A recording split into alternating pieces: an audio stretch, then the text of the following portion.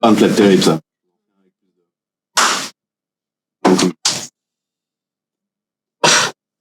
Est-ce que vous vous considérez comme un média pro-russe? Absolument pas.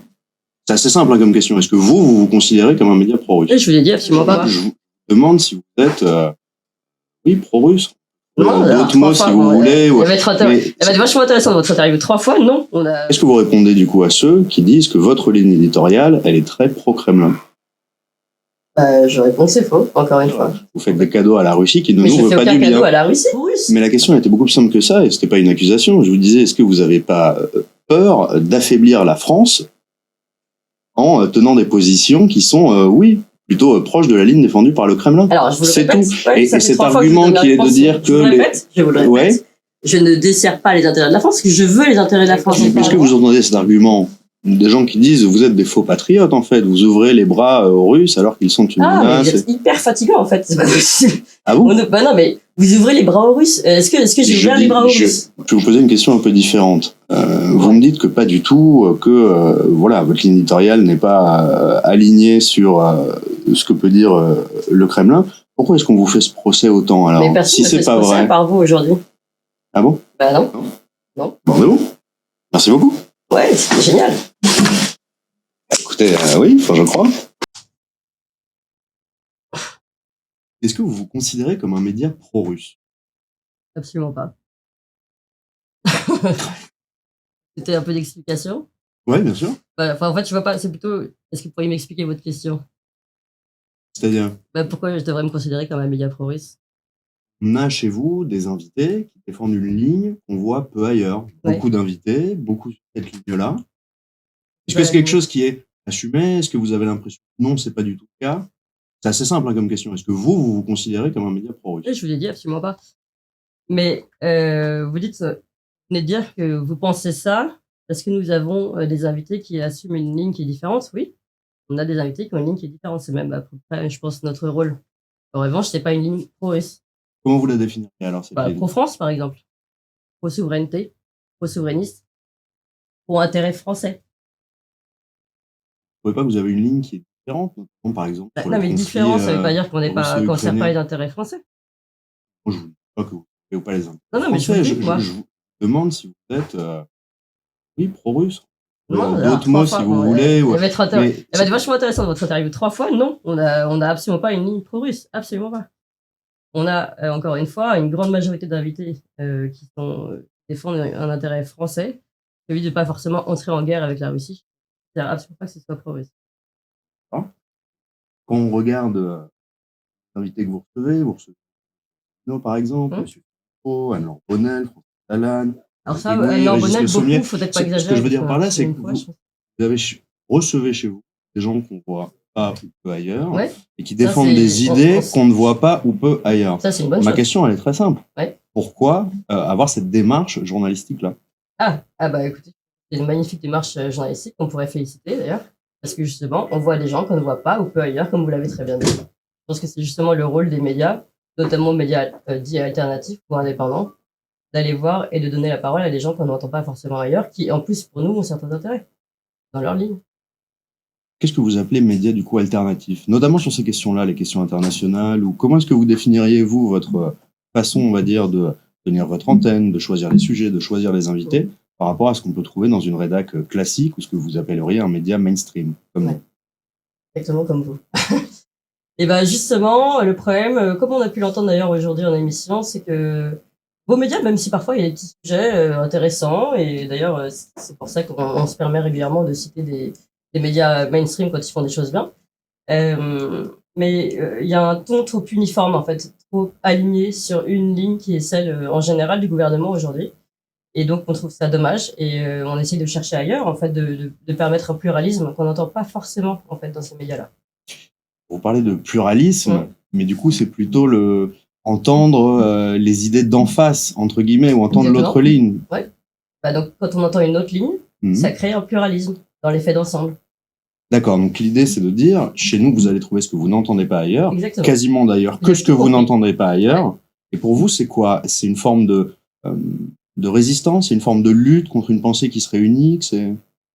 Alors, oui, en fait, bon, on va pas dire qu'il y a une pensée unique, mais il y a un alignement.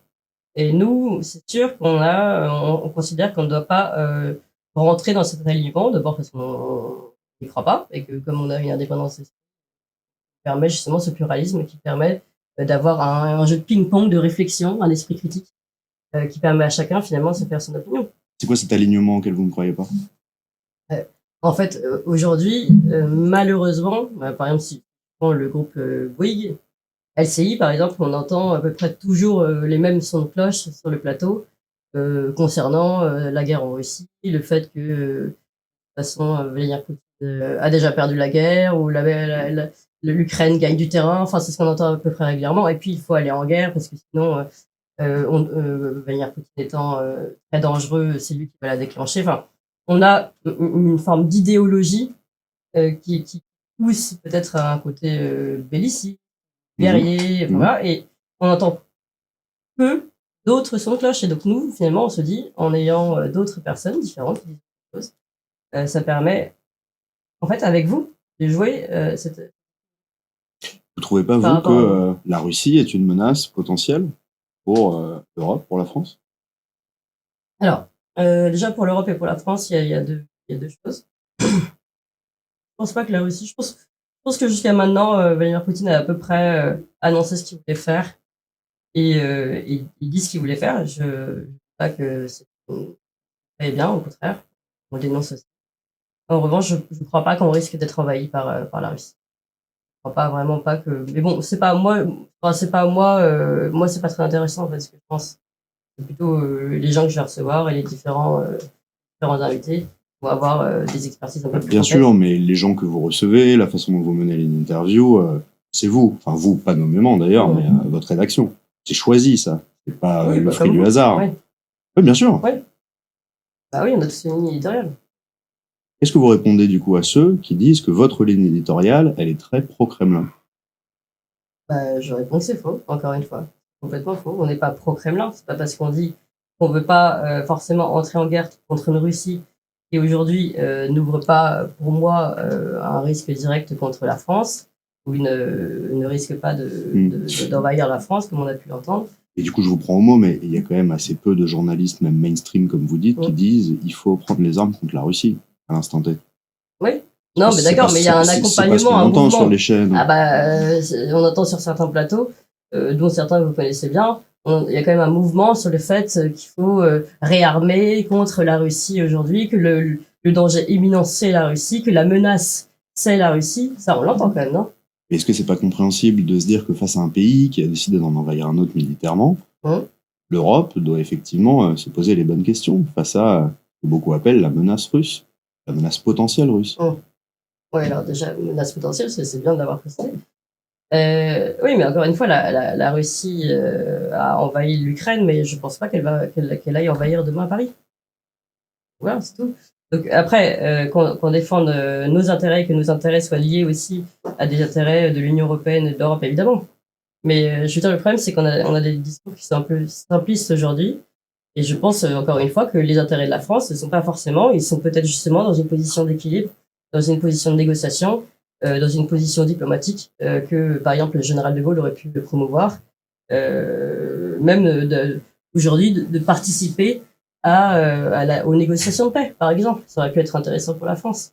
Et c'est pas étonnant pour un média qui se revendique, comme vous le disiez justement, patriote, d'être contre le fait que la France se pose des questions par rapport à la menace d'un pays extérieur? Alors, la menace d'un pays extérieur, donc vous parlez de la Russie. Bien sûr. La France doit défendre ses intérêts, donc de toute menace possible, évidemment, encore une fois, je répète. Oui. Et d'ailleurs, pas que les menaces russes, parce que pour le coup, il y a des choses qui sont mises à l'œuvre aujourd'hui, notamment côté allemand, qui économiquement ne joue absolument pas les intérêts français. Ça, j'aimerais bien que d'autres médias en parlent. Par exemple, pourquoi on ne parle pas de cette menace économique? Il y a une guerre économique, on peut aussi en parler.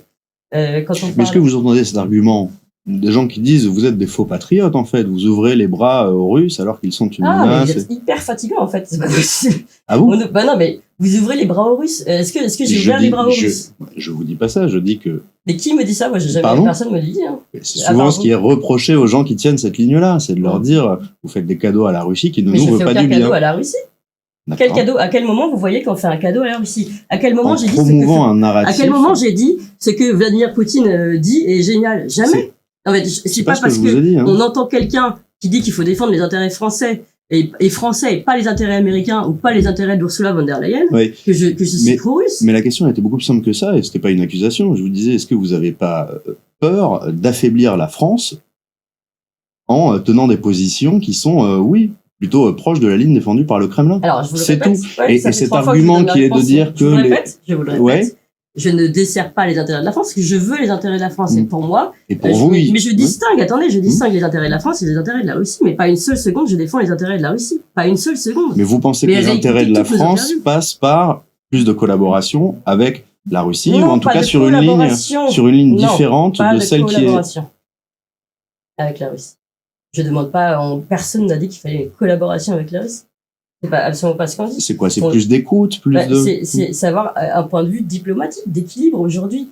Qu'aurait fait le général de Gaulle? Il a toujours fait, il a dit qu'il faut une position d'équilibre entre les deux blocs, entre les Américains et la Russie. Pourquoi nous, on n'est pas capable, par exemple, d'être ce pays qui serait aujourd'hui à l'origine des négociations, par exemple, ou qui saurait tout simplement faire valoir ses intérêts entre les États-Unis, qui n'ont pas forcément non plus les intérêts français dans leur cœur, et la Russie. Vous voyez ce que je veux dire? Ça, pour moi, c'est défendre ses intérêts, nos intérêts à nous. Et on parlait de votre ligne éditoriale, des personnes que vous recevez sur votre antenne. Vous recevez pas mal de personnes qui bossaient avant pour RT France. Je crois même que vous avez un de vos chroniqueurs qui y était. C'est un parti pris? Non, absolument pas. Il se trouve que, je sais pas, c'est qui le chroniqueur auquel vous faites... Le chroniqueur, c'est Nicolas Vidal. Oui, Nicolas Vidal, il était aussi sur Sud Radio. J'ai commencé à Sud Radio avant qu'il commence à RT. Donc, si vous voulez, c'est pas, je ne récupère pas RT pour récupérer RT. Je connais des gens qui étaient bons avant et qui parlaient des Gilets jaunes, notamment. C'était la première ligne de Nicolas Vidal. Et pour moi, les Gilets jaunes, par exemple, c'est un sujet fondamental parce que je pense qu'on n'a toujours pas réglé cette crise. Je vais vous poser une question un peu différente. Vous me dites que pas du tout, que voilà, votre ligne éditoriale n'est pas alignée sur ce que peut dire le Kremlin. Pourquoi est-ce qu'on vous fait ce procès autant alors? Mais personne ne fait ce procès par vous aujourd'hui. Ah bon? Bah non. Non. Franchement, qui m'a fait ce procès? Enfin, je veux dire, on a une audience qui grandit tous les jours. On a des gens qui sont en attente justement de cette ligne qu'on porte. Et à part vous aujourd'hui et votre armée de... Mon armée de techniciens. On a personne. Je vous présente la réalisatrice du documentaire. Oui, d'accord. Non, mais je veux dire, nous, on n'a jamais eu de procès de la sorte. Hein. Donc voilà, tout va bien.